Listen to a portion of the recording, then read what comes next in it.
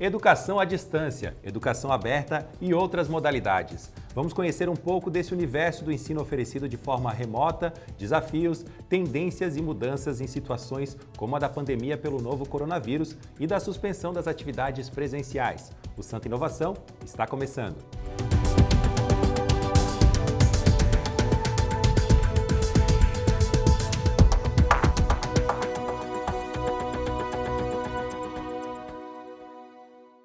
Levar conhecimento por meio de plataformas online de maneira formal, atendendo à legislação ou mesmo informal, sem diploma ou certificado, pode ser ainda mais difícil do que da forma presencial? Os meios tecnológicos facilitam e encurtam caminhos para se aprender? Uma forma complementa a outra? No programa de hoje, o assunto é a educação. E para falar com a gente então sobre esse tema muito importante, a gente recebe aqui dois professores, um da UFSC e também uma professora da UDESC, o Fernando José Espanhol, coordenador do Programa de Pós-Graduação em Tecnologias da Informação e Comunicação da Universidade Federal de Santa Catarina e professor também no município de Araranguá, é conselheiro científico da Associação Brasileira de Educação à Distância. Seja bem-vindo, professor. Obrigado.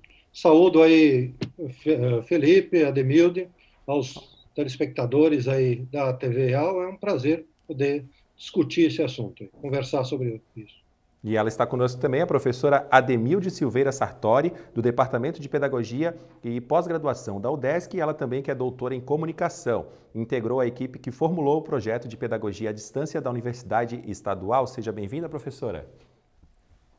Obrigada pelo convite, bom revê-los, prazer em ver o Espanhol novamente, prazer estar aqui com vocês, obrigada pelo convite. Que bom que já se conhece, que daí o papo flui naturalmente, né? Professores, agora para ambos, para a gente iniciar, para dar uma contextualizada, rapidamente, como é que começou o ensino à distância aqui no Brasil? A gente tem como referência aí aqueles cursos profissionalizantes, foi bem aí mesmo que começou? Vamos começar com a professora Ademildes, então? A educação à distância no Brasil já tem uma larga história, com programas de rádio, com programas por televisão, antigamente, né, no início do século passado, quase. A maior parte foi desenvolvida com material impresso, mas depois, com o surgimento de rádio e televisão, esses meios de comunicação deram a sua contribuição para a EAD no Brasil e cresceu muito fortemente com o advento da internet, com o uso do computador, e se expandiu para, além de cursos profissionalizantes, complementação escolar, foi para o ensino superior também. Vamos lá então, professor, vou aproveitar o senhor aí para nos diferenciar então, para que as pessoas que estão nos assistindo aqui na TVA possam entender, educação à distância, que é aquela regulamentada pelo MEC, né, de outros tipos de ensino. Por exemplo, não presencial, que agora a gente está vendo muito acontecer aí. Quais são os tipos e quais são as diferenças, professor? Bom, é importante essa separação bem clássica, né? Ou seja, educação aberta, eu vou me formar, vou me educar sobre qualquer coisa, desde fazer bolo a crochê, tricô, ou até aprender uma profissão. E a educação formal, efetivamente, essa que é regulada, que eu ganho, que eu tenho efetivamente que passar por uma estrutura formal, que passa a ter a sua primeira citação lá com a terceira Lei de Diretrizes e Básicos, lá, a atual que está funcionando, a LDB 93/94, então, no seu artigo 80, permitiu pela primeira vez dizer, olha, pode fazer educação ou ensino à distância. Tem uma crise existencial entre as duas palavras, mas não é o mérito efetivo disso. E, a partir daí, então, uma série de regulamentações que nós tivemos a participação que organizam como isso vai acontecer, ou seja, legaliza do ponto de vista, o artigo 80 diz que pode, e aí os decretos, e o atual que está valendo, que é o 9057, descreve mais detalhadamente como, quando, onde, se vai ter polo, que tipo de tecnologia, que tipo de metodologia a ser estruturada. Então, aí deixa mais claro isso, inclusive o conceito como de semipresencial, de cursos presenciais, formais, que podem ter uma parte dele em disciplinas à distância. Então, são conceitos diferentes que traduzem um pouco a forma, a metodologia como isso é empregado. Professora Ademilde, a estrutura que já existia do EAD, né, foi utilizada também para essas atividades não presenciais, dos cursos que até então eram presenciais pré-pandemia, e na sua opinião, quais são os principais desafios desse novo normal, né, que a gente vive aí a partir de março né? Abril que começou um pouco mais forte, mas desde março a gente vive esse novo normal. Quais são os principais desafios, na sua opinião? Bom, acho que nós temos que levar em consideração que essa prática do ensino remoto que a gente está em exercício agora, ela foi colocada de modo muito, uma contingência, foi uma emergência, não houve planejamento, né? Então, a distinção entre ensino remoto e educação à distância, nesse momento, é muito importante, exatamente para que a gente olhe com bastante empatia e generosidade com relação às práticas que os professores estão desenvolvendo nesse momento, em que essas aulas remotas, esse ensino remoto foi implantado sem planejamento, sem preparação, sem suporte técnico e às vezes até pedagógico por parte dos professores, porque nós estávamos acostumados com o presencial, com toda a dinâmica que o presencial implica, com todas as suas técnicas, não é? E, de um dia para o outro, os professores e estudantes e a gestão da escola também foi colocada numa situação em que tinha que dar continuidade ao processo de ensino-aprendizagem por meio de tecnologias. E muitos professores não estavam acostumados com esse tipo de aula, né, com esse tipo de mediação tecnológica, né? Então, acho que então, os desafios desde da infraestrutura propriamente dita, né, do acesso à internet, a questão dos dados, né, do uso de dados na internet, que é importante para que os alunos acessem as atividades remotas, a orientação dos professores que estão em casa, sem técnicos de vídeo, sem todo o apoio que a equipe de um projeto de educação à distância tem à sua disposição, os nossos professores foram largados, né? Foram largados numa situação, não foi planejado por ninguém, é uma situação de pandemia, uma emergência, mas isso coloca vários desafios. E eu acho que o mais importante de todos os desafios que estão sendo colocados, de tudo que eu tenho ouvido falar e discutido a respeito, é uma mudança de ótica, porque nós estamos vendo tudo o que está acontecendo como minimização de perdas, né? Assim, quando voltar às aulas, quando voltar ao presencial, a gente vai ter que fazer uma reavaliação, uma avaliação diagnóstica, corrigir problemas de aprendizagem. Eu acho que essa é uma maneira muito negativa de ver o que está acontecendo. Eu acho que se a gente inverter um pouco o olhar e parar de ver o copo meio vazio e olhar para o copo e ver que ele está meio cheio, tudo que está sendo feito é lucro, né? É ganho. Porque se nós dependêssemos só da pandemia, nós estaríamos em casa sem fazer nada. Quer dizer, nenhum aluno estaria tendo nenhum tipo de orientação, de acompanhamento pedagógico.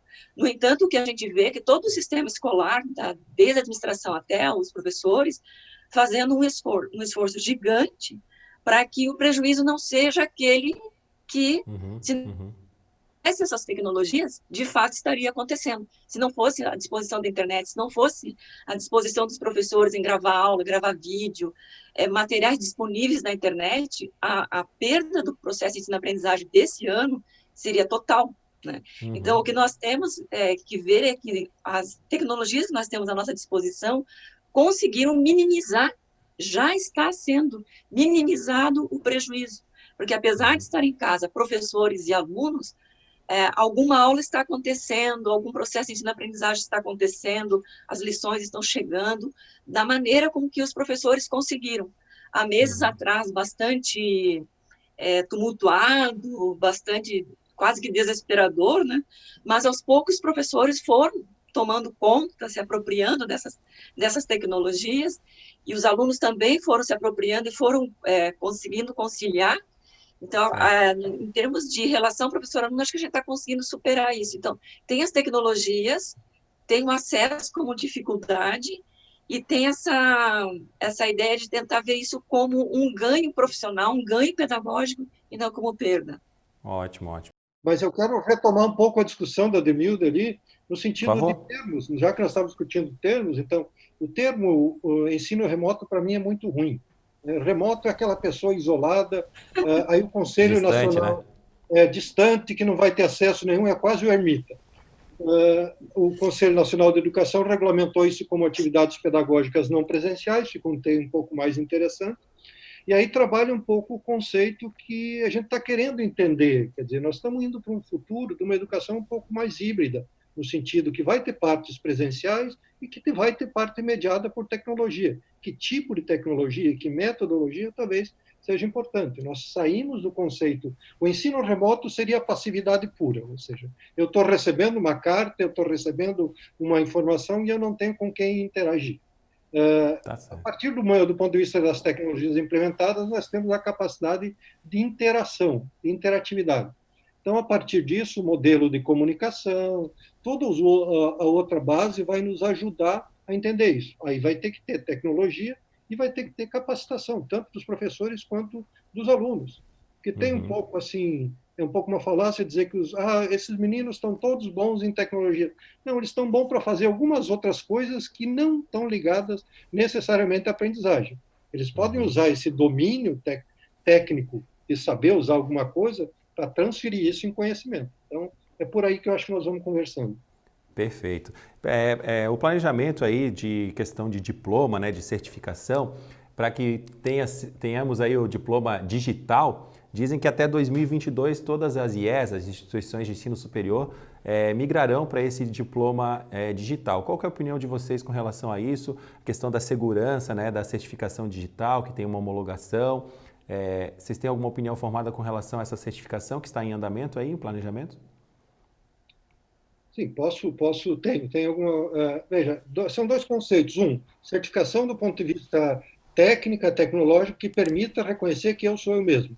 Né? Efetivamente, aí tem várias tecnologias, a mais avançada é blockchain, que vai dizer que, olha, eu, Fernando Espanhol, sou eu em qualquer outra ponta.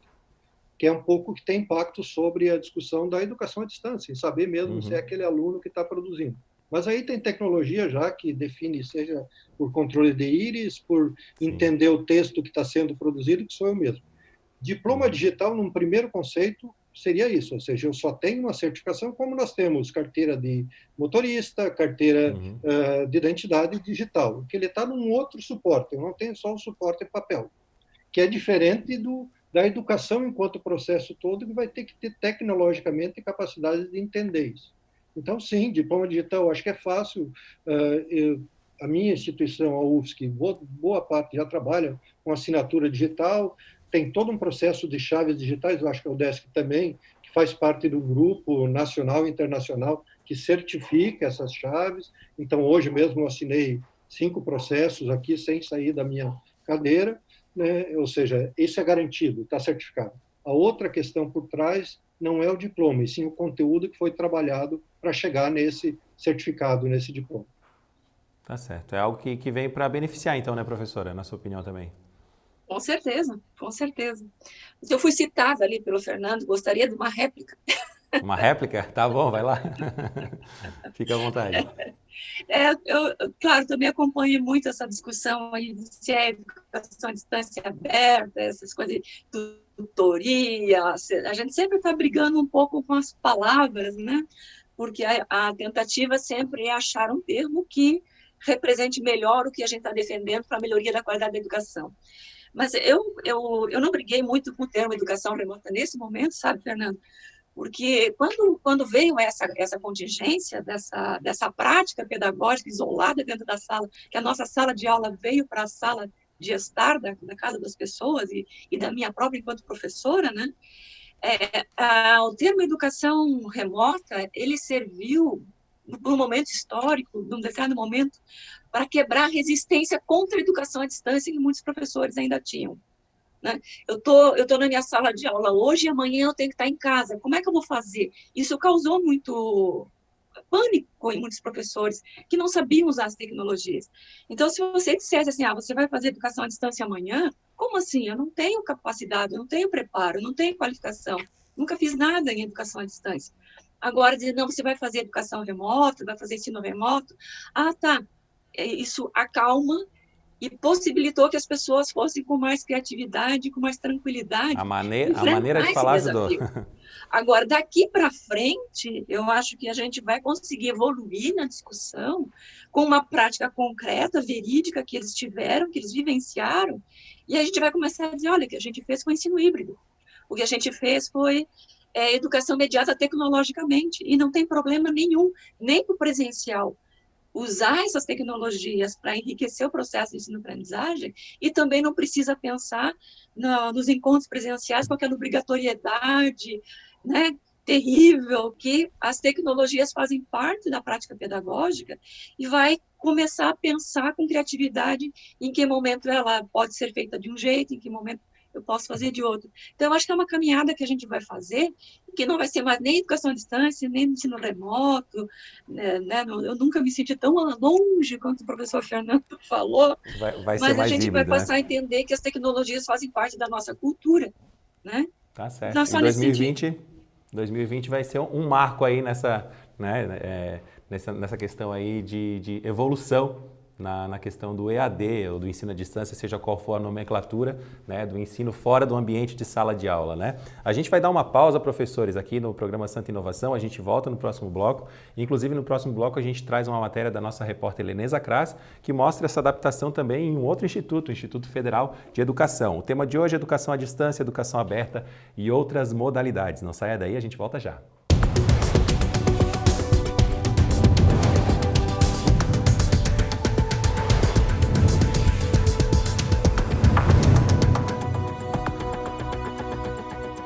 Voltamos com o programa Santa Inovação aqui pela TVA, hoje abordando a educação à distância, educação aberta e outras modalidades. A gente está recebendo o professor Fernando José Espanhol da UFSC e também a professora Ademilde Silveira Sartori, professora da UDESC, a Universidade do Estado aqui de Santa Catarina.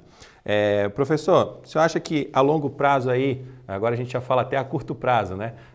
É um caminho o EAD sem volta? E já emendo essa pergunta para ambos. A gente, num passado próximo, tinha um pouco de preconceito, vamos dizer assim, quem era de formação presencial com alunos de formação em ensino à distância. Esse novo momento aí vai tirar um pouco dessa barreira e desse preconceito? Bom, eu lembro que eu participei exatamente das 3 ações aí, dos 3 decretos que regulamentaram, que no primeiro, que regulamentou o artigo 80, nós ia dizer, olha, nós vamos fazer um tempo, mas daqui a um tempo, 10, 15 anos, vai acabar o termo educação à distância. Isso vai ser uma coisa só. Isso não aconteceu. Tivemos mais 2 decretos e estamos ainda aqui penando um pouco para o termo. Mas isso é resultado da própria sociedade, em algumas ações de entender isso. O Brasil é muito regulado no sentido cartográfico, de cartório mesmo, de tudo isso, que amarrou um pouco mais, né? Enquanto que no mercado tu vê que a educação aberta está acontecendo. Você entra no YouTube, faz o curso que você quiser, as estruturas já de universidades corporativas já oferecem isso, sem ter essa mediação com o Ministério da Educação, e, em última instância, vai para a competência digital, a empresa tal quer tal competência, e essa competência não é necessariamente a competência de um diploma universitário, um certificado universitário, e sim um certificado específico na área, em redes, em automação, alguma coisa. Então, isso já tem uma mudança no conceito. Do ponto de vista da educação formal, eu entendo que isso é importante nós transitarmos entre esse conceito que vai do presencial para a distância, para o conceito de híbrido que vai acontecer. Então, depois não seremos mais o mesmo depois dessa pandemia. E as estruturas não devem ser mais as mesmas. Até e tem cursos também, né? E o domínio tecnológico já vai se estabelecer com dificuldades, e aí tem que entender bem esses 2 grupos de pessoas, alunos e professores. Hoje eu vejo que a maior dificuldade é do professor, porque uma coisa é o aluno que vai transitar, já nasceu com um celular, com tudo isso, embora que ele não use isso enquanto conceito de aprendizagem. Por mais que o meu adolescente aqui, meu filho, fique o dia inteiro num jogo dentro, as ações até são, do ponto de vista, até certo ponto, aprende alguma coisa, mas no mais, são tudo ações repetitivas. Esse cara teve um problema. É mais para entretenimento, né, do que para aprendizagem. Ele teve problema para entender isso do ponto de vista de compreensão de conteúdo. O professor não, o professor teve que trabalhar esse conteúdo e adaptar num novo formato. E esse formato tem lá seus problemas. Vamos numa geral. Todas as disciplinas e todos os cursos podem sim ter tecnologia e podem ser à distância. Tudo? Não sei, depende de cada um. Não dá para dizer geral assim. Eu acho que todos podem. Sim, inclusive medicina sim, pode. Se faz operação já com remota. sem problema. Agora, talvez uma parte dela vai ser presencial. Então, não dá Teria para que ser ficar... híbrido, né? Cada Como o vez que professor mesmo faz falou. essa dualidade, essa falsa dicotomia de que uma nega a outra, nós estamos perdendo no sentido de evolução. Uhum, tá certo. Professora, no bloco anterior a professora falou da questão dos desafios, principalmente como o professor Fernando salientou agora novamente, dos professores que tiveram que se virar nos 30 aí, né, para conseguir se adaptar. Quais outros desafios, além desse, né, que a senhora e o professor citaram, a senhora enxerga aí nessa questão do ensino à distância ou do ensino não presencial? Eu acho que tem uma dupla bem interessante, que até fazendo um gancho com o que o Fernando acabou de colocar. Os alunos tiveram que aprender que tecnologias de comunicação servem para estudar, além de para se divertir, e professores tiveram que aprender que tecnologia serve para ensinar, além do que para se divertir. Porque a questão das tecnologias da informação e da comunicação, como tecnologias que dão acesso à informação, ela já está, ela é bem compreendida. Mas a parte do que diz comunicação nessas tecnologias, ela demorou um pouquinho mais para a gente entender. E como você gera processos pedagógicos mediados por tecnologias de comunicação, ou seja, de construção coletiva, né, das mensagens, dos sentidos, dos significados. Essa prática da construção coletiva que era um grande desafio para os professores no uso de tecnologia educacional. Ou seja, a gente acessava informação com bastante facilidade, mas a gente não conseguia construir o que eu estou chamando de ecossistemas comunicativos, estabelecer a comunicação. Não é só o professor que diz a palavra, mas é o aluno também, e a inserção do aluno interferindo na continuidade, no prosseguimento do processo ensino-pedagógico. Então, eu acho que esse é um grande desafio que a gente vai enfrentar e que vai ser o grande plus dessa experiência que nós estamos tendo por um motivo lamentável, né? É um contexto de pandemia, de doença, em que a vida das pessoas está em risco constantemente, mas que nos obrigou a desenvolver certas práticas que eu também concordo que serão incorporadas na prática, mesmo quando nós voltarmos a ter ensino presencial, quer dizer, o que nós vivemos agora não vai para lá do lixo da história, assim, né? Sim, sim. Hoje a gente pediu, até ontem a gente pedia para o aluno desligar o celular quando entrava na sala de aula. Agora tem que De ligar. repente a gente passou a pedir para que ele use o celular para estudar. Isso Verdade. é Fique uma online. ruptura muito grande e que vai, com certeza, trazer implicações para a gente aqui, para a vida escolar, para a vida pedagógica, além da nossa vida como trabalhador e cidadão, com certeza. Vou convidar vocês agora para assistir junto com a gente aqui uma matéria da nossa repórter Leneza Kras, que ela conversou com o pessoal do Instituto Federal de Educação, que as atividades permanecem por lá, atividades à distância, né, com isolamento social, mas continuem e a gente agora vai ver na matéria de Leneza Kras. Com a suspensão das aulas presenciais em função da pandemia, as instituições de ensino tiveram que buscar alternativas para reorganizar o calendário acadêmico de 2020. No Instituto Federal de Santa Catarina, são quase 45 mil alunos nos 22 campos distribuídos pelo Estado que tiveram que se adaptar a essa nova rotina. A instituição estabeleceu uma regulamentação própria a partir de portarias do Ministério da Educação e de pareceres do Conselho Nacional de Educação. As atividades pedagógicas não presenciais vêm sendo realizadas a partir da utilização de recursos tecnológicos diversos, preferencialmente aqueles institucionais. A perspectiva é que o retorno presencial aconteça apenas em 2021, e provavelmente de forma combinada com as atividades não presenciais. Apesar das limitações e adversidades do momento vivido, o desafio de estabelecer um regime de atendimento escolar por meio de atividades não presenciais vem permitindo que a instituição avance para uma modalidade de ensino mais híbrida, que concilie as atividades presenciais, as aulas presenciais, com atividades remotas. Jean é professor de História do IFSC e usa a tecnologia como principal aliada para colocar em prática seu conteúdo. Ele inclusive criou um canal no YouTube onde disponibiliza suas videoaulas. Eu optei por publicar algumas videoaulas no YouTube para que os alunos tivessem, então, acesso à explicação dos conteúdos e também a marcar reuniões online com os alunos em formato sincrônico, ao mesmo tempo. Diferente do ensino na modalidade EAD, os alunos precisam manter a rotina diária de atividades. Neste caso de aulas em casa, a utilização da internet tem sido essencial. As aulas online têm sido muito importantes, já que o conteúdo não está parado, então a gente continua aprendendo.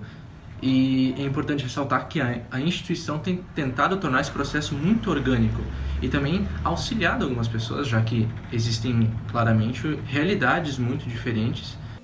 Para mim continua sendo prazeroso, pois sempre foi meu sonho voltar a estudar. E essa modalidade de ensino me proporcionou um aprendizado maior no uso do computador. Mesmo com dificuldades, eu procuro enviar sempre minhas atividades. Resumindo, estou conseguindo acompanhar, mas é preciso disciplina, organização, foco, determinação e responsabilidade. As estruturas físicas praticamente vazias de instituições como o Instituto Federal são, em caráter excepcional, comuns no contexto atual. Interessante, né? Porque vem de encontro muito com o que a gente conversou aqui durante o programa também, né? Se repete lá no Instituto Federal de Educação também. E agora, infelizmente, a gente está indo para a reta final do programa, né? Um assunto bem interessante. Eu gostaria que, primeiramente, o professor Fernando da UFSC fizesse, então, as suas considerações finais sobre o programa. Bom, foi um prazer poder estar conversando sobre isso, né? Ficamos à disposição para isso. Mas é importante, eu acho que, entender um pouco isso. Primeiro, contextos das pandemias no mundo. Na história do mundo, as pandemias serviram para desenvolver a imprensa, serviram para desenvolver o livro, serviram para desenvolver tecnologias. Nós estamos num momento que está acontecendo, ou seja, a possibilidade de desenvolvimento de metodologias e de outras tecnologias. A própria ferramenta que nós estamos utilizando agora foi resultado um pouco disso, né, dessa ação.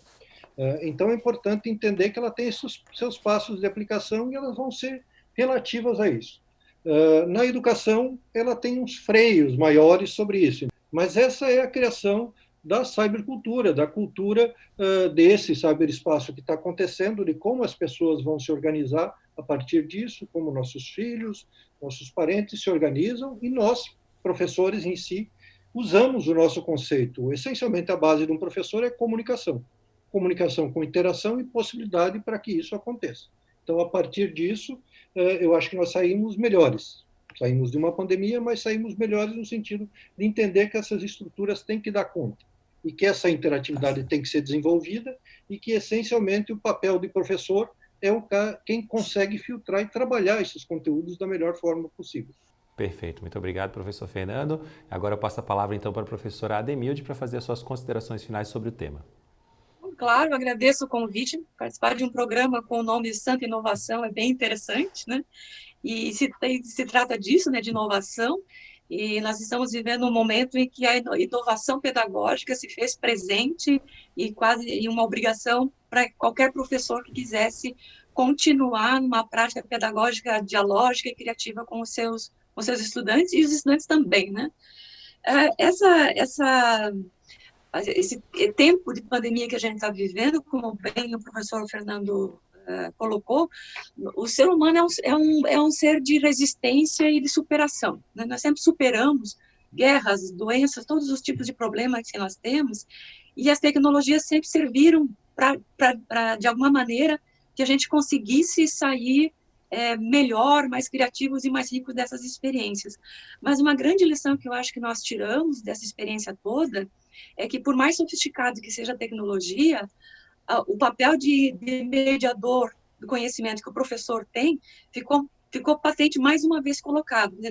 Eu tenho tecnologia, mas sem o professor para fazer interação com os alunos, sem que o professor faça a curadoria dos materiais, sem que o professor faça a orientação da proposta pedagógica, as tecnologias por si não iriam contribuir tanto com a educação, mas em se tratando da educação escolar, por mais tecnológico que seja, a gente ainda precisa da intermediação pedagógica, instrumentada, especializada, fundamentada do professor. Então, o papel do professor foi ressaltado mais uma vez, a importância dos nossos queridos professores, queridos colegas, acho que ficou bem evidente em todo esse processo. Muito obrigada. Em nome de vocês, então, mais uma vez, muito obrigado aos professores, obrigado a Ademilde, obrigado Fernando também pela participação aqui no programa Santa Inovação. Hoje a gente abordou aqui um tema bem interessante, que é o ensino à distância, principalmente nesse período de pandemia pelo novo coronavírus. Agradecemos pela sua audiência e em breve voltamos com mais um programa Santa Inovação. Até lá!